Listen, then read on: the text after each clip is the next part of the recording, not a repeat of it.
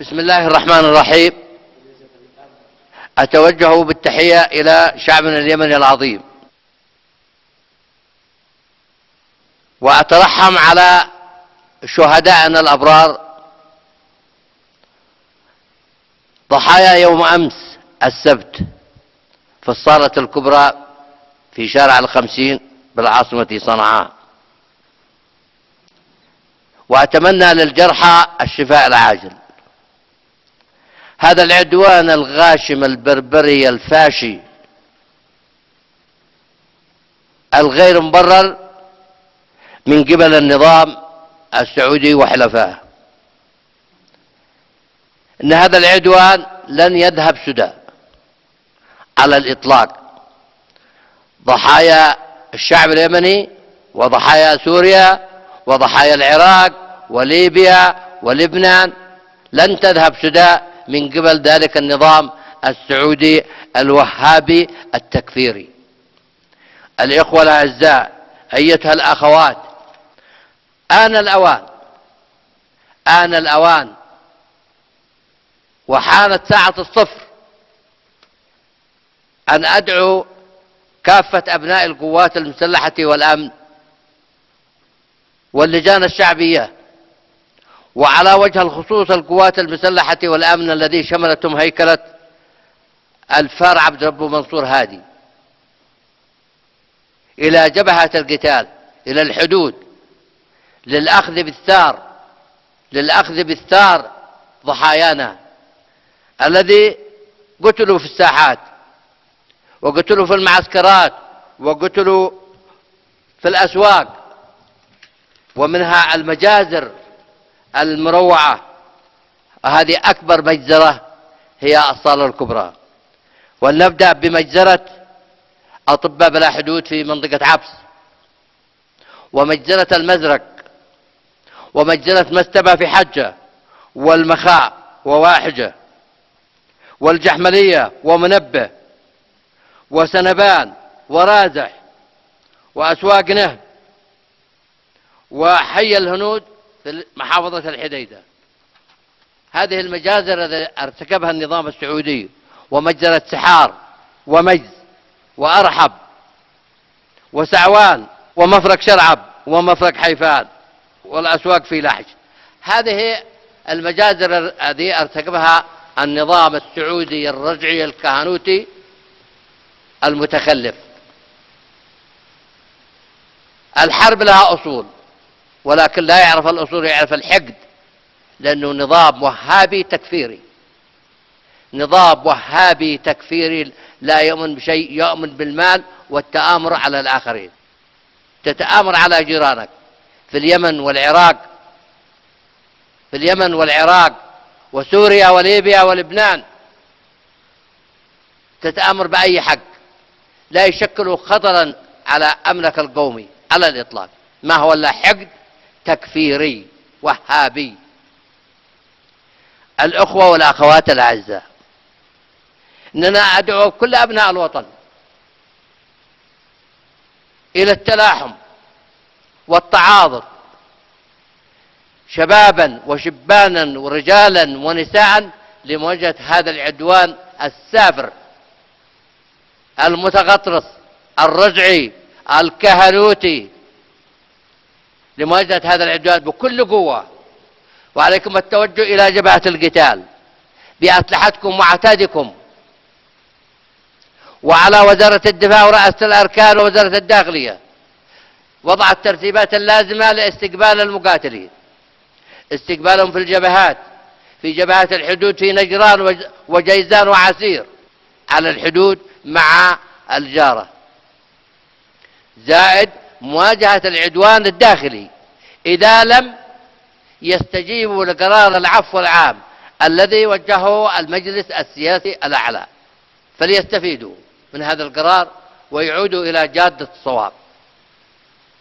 كل القتلى يمنيين، الذي يقتل في صف العدوان يمنيين، دم يمني، والذي يقتل في صف الشعب اليمني الصابر والصامد كله دم يمني.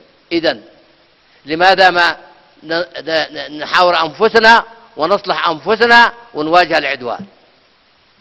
لماذا نقتل بالإيجار؟ نقتل بالإيجار من 2000 ريال سعودي، من 3000، والكثير منهم من 7000، من 10000، من 20000، من 100000، من مليون، من مليونين. تقتلوا ليش؟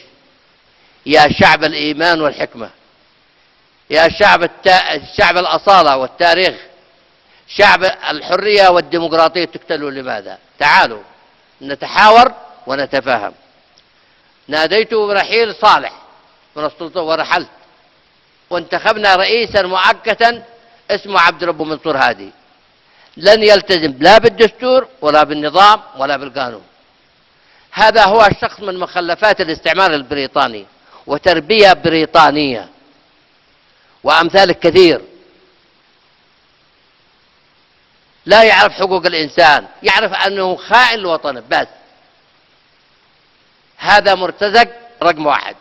أنا كنت أتجنب ذكر الأسماء، ولكن المجزرة حق يوم أمس أجبرتني على ذكر الأسماء لهؤلاء الخونة والعملاء. أحد العملاء والذي كان من أقرب المقربين لصالح يقول أن تفجير الصالة الكبرى بشنطة منغومة، وهي الطائرات تحوم فوق صنعاء وتضرب صواريخها على الصالة على مرأى ومسمع. يا خونة، يا عملاء، يا سفهاء. وأجبرتني على أن أخرج عن الأدب واللياقة إلى أن أقول لكم يا سفهاء، وبالذات أنت يا سفيه، يا أسفه السفهاء. أنت تقول هي شنطة ملغومة. أحيي أولئك الذين أدانوا العدوان: الأخ عبد الملك المخلافي، توكل كرمان، علي البخيتي، حسين الأحمر، وكثير من أدانوا العدوان من الذين هم واقفين في الصف الآخر. أنا أحييهم، إنه وقت الجد جد. وأحيي من أدان العدوان ولن أذكر اسمه، أحييه وأشكره وأشكر من سيدين العدوان. إنني أطالب في هذا اليوم الأمم المتحدة أن تتحمل كامل المسؤولية، لأنها في حالة عدم أن تتخذ قرارا ملزما في إيقاف الحرب والعدوان والإدانة، فهي شريكة في هذه المجازر التي ترتكب في اليمن، وشريكة بما يحصل في العراق، وشريكة ما يحصل في سوريا. فهي شريكة أمم متحدة إذا لم تتخذ قرارا ملزما. أحملها كامل المسؤولية. أدعو كل المؤسسات، مؤسسات الدولة، إلى العمل بجدية وبإخلاص والترفع عن الصغائر والحفاظ على مكاسب الثورة والجمهورية، وأن يوحدوا الصف في مواجهة هذا العدوان، وأن لا يستمعوا للتسريبات والخزعبلات والذي ليس معهم شغلة إلا النفاق عبر الفيسبوك، عبر المقالات الكلام الفارغ الذي يعملوا على شق الصف الوطني. وهذا يخدم العدوان الذين يسعوا إلى شق الصف الوطني. أدعو المجتمع الدولي إلى أن يتحمل مسؤولياته إذا ما يحدث من مجازر في اليمن. لا نستكفي بالإدانة، ولكن نريد قرارات ملزمة لإيقاف هذا العدوان البربري القاشم، عدوان آل سعود ومن تحالف معهم، عدوان المذهب الوهابي التكفيري. إن الإرهاب المتفشي في كل أنحاء العالم وراءه المذهب الوهابي، ولكن النفاق لدى بعض الأنظمة وبعض المنظمات تنافق هذا النظام لأن عنده مال، ليس عنده ثقافة سياسية أو ثقافة اقتصادية أو ثقافة اجتماعية، هي ثقافة المال وشراء الضمائر. أدعو منظمات حقوق الإنسان أن تتحمل مسؤوليتها إذا ما يحدث من ارتكاب جرائم حرب،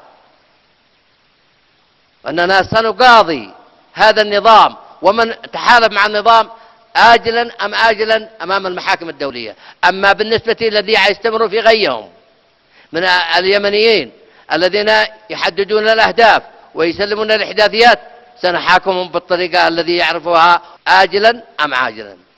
ومعي الشعب اليمني كله وأن يحث المجلس السياسي الأعلى أن يتحمل مسؤولياته ويعالج القضايا أولا بأول، وأن يكفل استقبال المقاتلين للتوجه إلى جبهة القتال بعتادهم بأسلحتهم، ولا عليك إلا أن تؤمن انتقالهم إلى الجبهات، وهم سيؤدون الواجب ويأخذون بالثار ويردون الصاع صاعين. تحياتي لك أيها الشعب اليمني العظيم، تحية لكم رجالا ونساء. أكرر التعازي لأسر الضحايا، وأتمنى الشفاء العاجل للجرحى، وأتمنى لأخواتي وبناتي الصبر الصبر الصبر. شكرا، والسلام عليكم ورحمة الله وبركاته.